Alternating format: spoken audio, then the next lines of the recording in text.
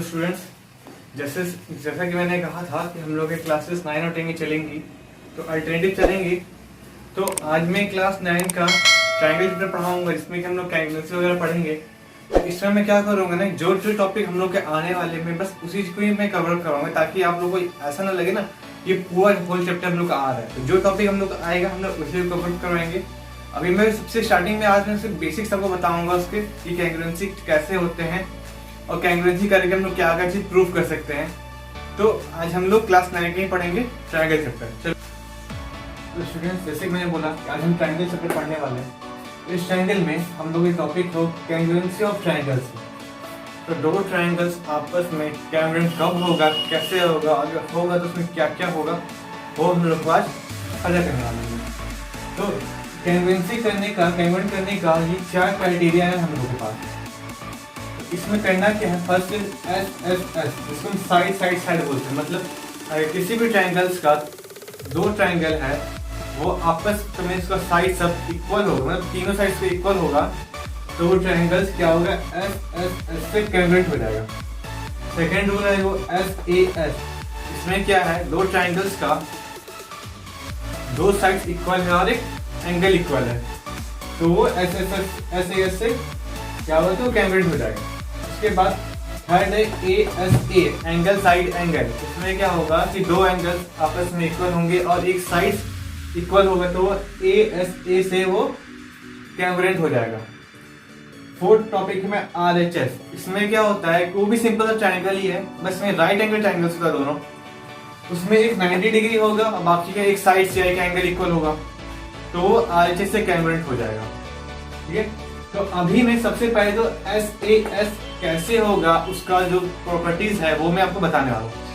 तो जैसे कि अभी मैंने बोला कि मैं S से अभी मैं कैंग्रुएंट करना के तरीका बताने वाला हूँ, उससे क्या होगा, कैसे होगा, वो भी सब मैं अभी बताने वाला हूँ। तो जैसे कि हम पता है ट्रायंगल है, तो यहाँ पे दो ट्रायंगल्स हम लोग बनाएंगे।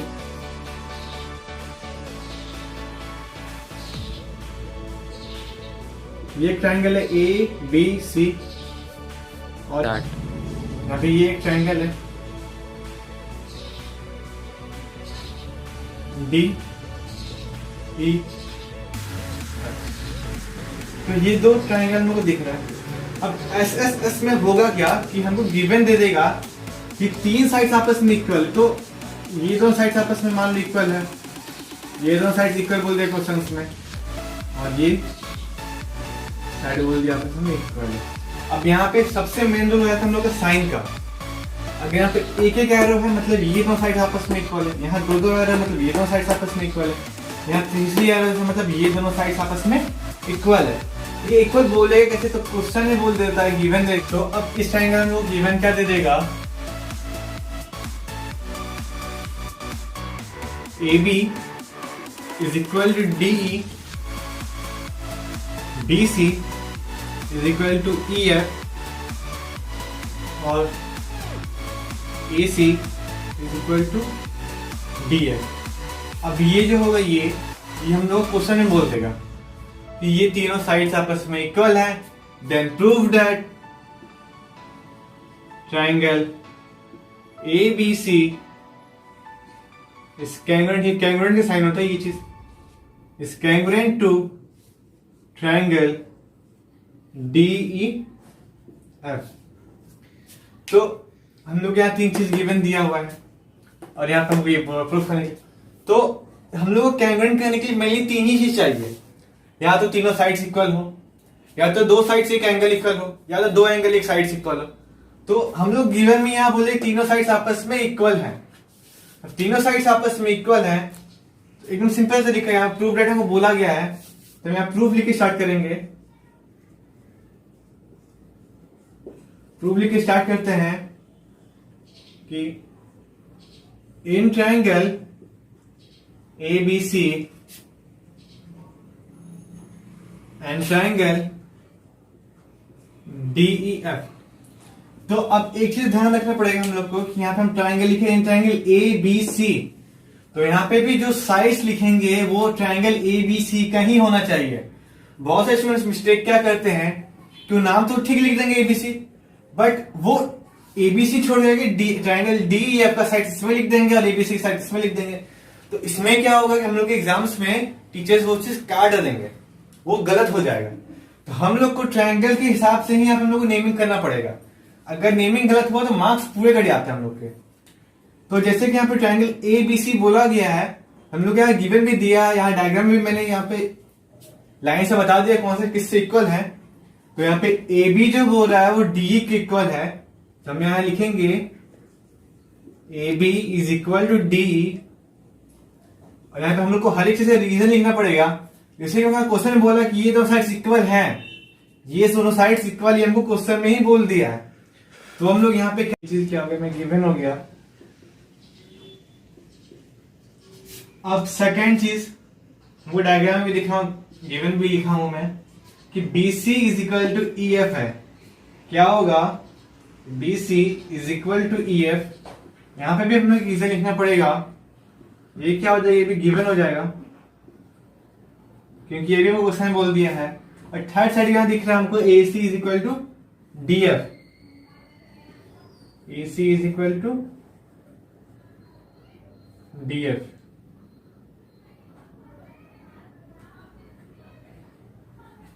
ये भी गिवन हो गया। जब हमको ये तीनों साइड्स आपस में इक्वल बोल दिया गया है तो ये दोनों ट्रायंगल्स क्या हो गए, आपस में कैंग्रुएंट हो गए। अब कैंग्रुएंट हुआ, सबसे दिक्कत यहाँ पे नाम में आता हम लोग का। तो नाम कैसे लिखेंगे यहाँ पे, कि स्टार्टिंग में नाम लिखना बहुत इजी है, ABC इस कैंग्रुएंट। अब हमको यहाँ देखना पड़ेगा क्या कि AB जो है वो DE के इक्वल है। AB जो है वो DE के इक्वल है, तो यहाँ पे क्या करें, AB की जगह पे यहाँ पे DE लिखेंगे हम लोग। लास्ट में बचा C और यहाँ पे बचा लास्ट में तो यहाँ लिख देंगे। तो ये क्या हो गया, आप आपस में ये कैंग्रुएंट हो गया। अब इसका रीजन क्या होगा, जैसे हमको यहाँ दिखा सॉल्यूशन में कि ये पहला जो है ये साइड है, दूसरा जो है ये भी साइड है, तीसरा चीज ये भी साइड है। जब ये तीनों साइड है तो यहाँ पे रीजन क्या हो जाएगा, ये एस एस एस कैंग्रुएंसी से ये ट्रायंगल कैंग्रुएंट हो जाएगा। अब देखो ये चीज तो मैं कंफर्म हो गया कि ये दोनों ट्रायंगल्स में आपस में कैंग्रुएंट है। अब जब ये आपस में कैंग्रुएंट है तो हम लोग इसके बजाय और क्या क्या प्रूफ कर सकते हैं वो भी देख लो साथ में। अगर मैं ये दोनों ट्रायंगल्स आपस में कैंग्रुएंट हो गया है, किसके थ्रू आया, तो एस एस एस के थ्रू ये दोनों ट्रायंगल में कैंग्रुएंट हो गया, तो हम लोग लिख सकते हैं, यहां पे लिखा हुआ है क्या, A B C is congruent to triangle D E F. हम लिखेंगे क्या कि एंगल ए जो है वो एंगल डी के इक्वल होगा। Angle A is equal to angle D. फिर क्या लिख सकते हैं, angle B is equal to angle E. तो angle B is equal to angle E. Last में क्या लिखेंगे कि angle C is equal to angle F. Angle C is equal to angle F.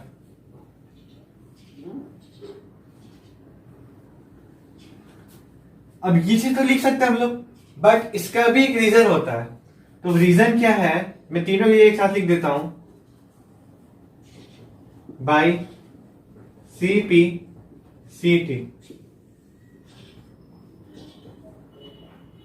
बहुत के पूछेंगे सीपीसीटी होता क्या, तो सीपीसीटी का फुल फॉर्म होता है corresponding parts of congruent triangle.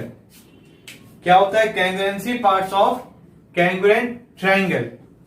तो ये जो फर्स्ट टॉपिक था मेरा एस एस एस कैंग्रुएंसी का, तो बस इतना ही हम लोग का है। इसमें तीनों साइड्स को इक्वल बताएंगे, गिवन में दिया है। तो अगर ये तीनों साइड्स में आपस में इक्वल हो गए तो दोनों ट्रायंगल्स आपस में कैंग्रुएंट हो जाएंगे।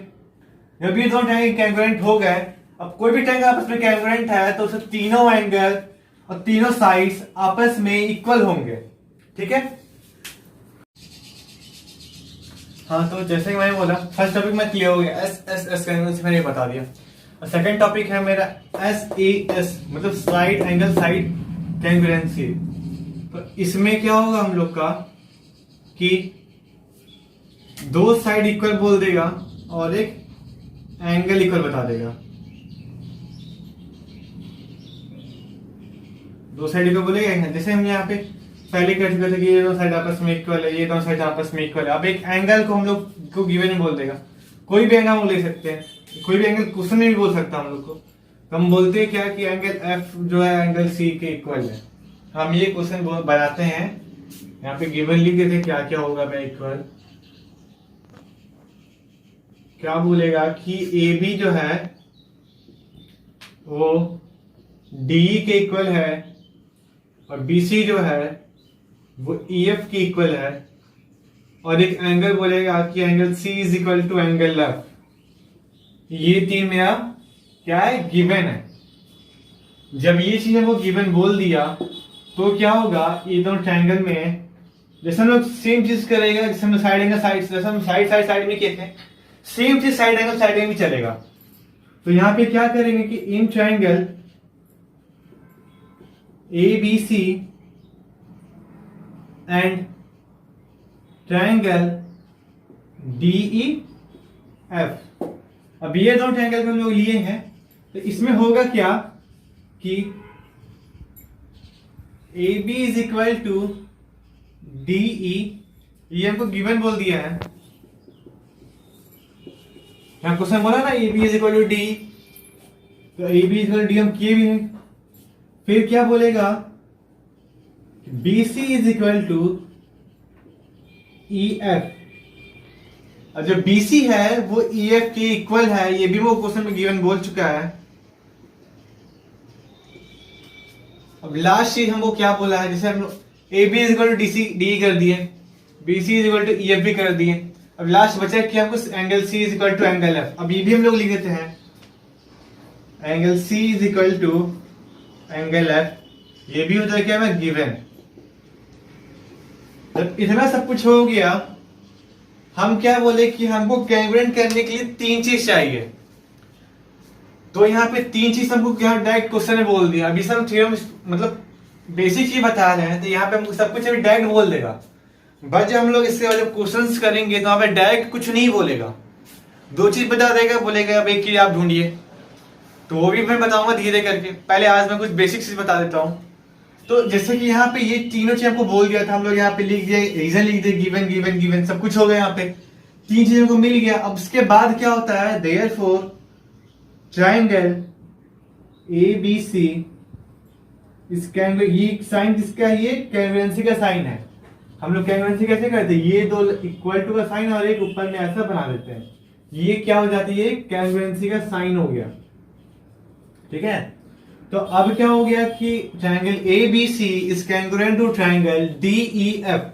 यहां पे बोला कि A B is equal to D है, तो हम यहाँ पे ए बी की जगह डी यहाँ पे लिख देते हैं, डी लास्ट में बचा एफ, यहाँ पे हम एफ भी लिख देते हैं। अब ये किस रीजन से कैंग्रुएंट हो गया, देखो यहाँ पे एक साइड है, एक साइड है, एक एंगल है, तो यही में हो गया S A S, side angle side congruency. क्या हो गया, एस ए एस। अब बहुत सारे स्टूडेंट ये पूछेंगे कि नाम तो है एस ए एस, बट हम यहाँ पे क्या किए हैं, पहले साइड लिख दिए, फिर से साइड लिखे, फिर एक एंगल लिखे, तो इसको हम लोग S A S S A भी बोल सकते हैं। तो ऐसा नहीं है, हम लोग चाहें तो एंगल पहले भी लिख सकते हैं, बाद में भी लिख सकते हैं, उसमें कोई दिक्कत नहीं है। हम लोग को बस सब कुछ यहाँ बताना रहेगा कि कैसे क्या हो रहा है। ठीक है, चलो, तो A B is equal D सब कुछ हो गया, एंड दोनों ट्रायंगल्स कैंग्रुएंट हो गया। अब इसमें भी हमको कुछ चीज प्रूफ करने को बोल सकता है, तो क्या क्या बोले, जब सिंपल चीज, दो ट्रायंगल आपस में कैंग्रुएंट हो गया तो तीनों साइड्स इक्वल हो जाएगा, तीनों एंगल्स इक्वल हो जाएगा। तो यहाँ पे दो साइड्स हमको पहले से बोल दिया कि इक्वल है। अब थर्ड साइड क्या बचा, ये ए सी और डी एफ, ये भी आपस में इक्वल होगा। क्या हो जाएगा, A C is equal to D F. यहां पे क्या बोला कि angle C is equal to angle F, ठीक है, वो तो इक्वल होगा अगर कैंग्रुएंट है तो। अब angle A is equal to angle D भी हम लोग लिख सकते हैं, angle A is equal to angle D. फिर क्या होगा कि angle B is equal to angle E, angle B is equal to angle E. वही काम करेंगे, एक के बाद में लिख देते हम बाइसिपिसिटी, CP CT। इसमें पहले बताया था CPCT का फुल फॉर्म होता है corresponding parts of congruent triangle. क्या होता है corresponding part of congruent triangle? तो ये मेरा SAS क्राइटेरिया से ये मेरा ट्राइंगल यहाँ पे कैंग्रुएंट हो गया। जब वो ट्राइंगल कैंग्रुएंट हो गया तो यहाँ पे एक साइड इक्वल हो गया, दो एंगल भी आपस में इक्वल हो गया। जैसे कि अभी मैंने आपको दूसरा टॉपिक पढ़ाया, ये तीसरा पॉइंट है मेरा ASA।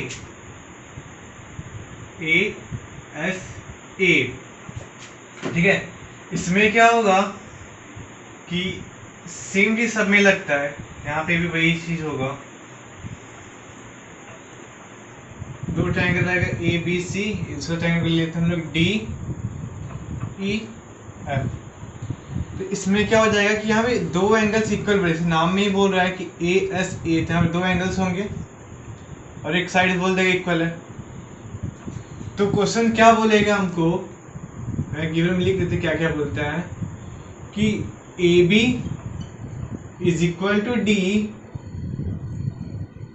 और angle A is equal to angle D, angle B is equal to angle E। चलो सही है।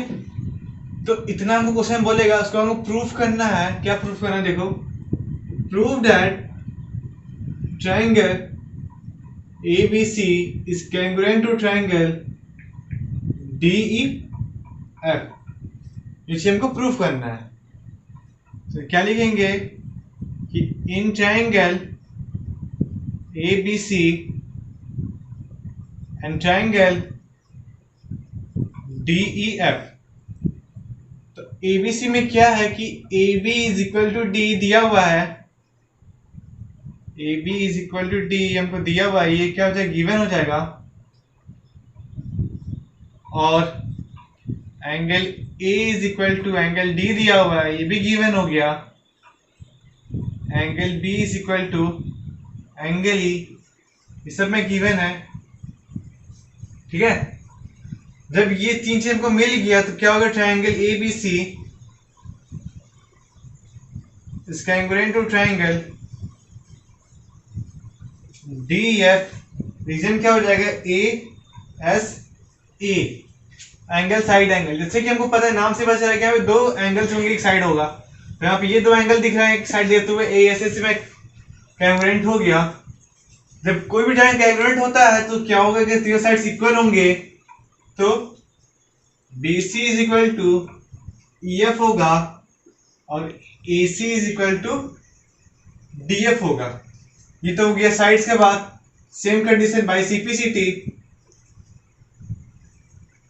और अब एंगल की बात करेंगे तो ये थर्ड एंगल भी आपस में इक्वल हो जाएगा। Angle C is equal to angle F हो गया, सेम रीजन बाय CPCT से CT। ठीक है, चलो तो जैसे अभी मैंने बताया कि ASA क्राइटेरिया से क्या होगा। अब फोर्थ क्राइटेरिया लास्ट टाइम लोग का कैलकुलेशन करने का RHS। तो इसमें होता क्या है मेनली कि यहाँ पे एक ट्रायंगल होता है,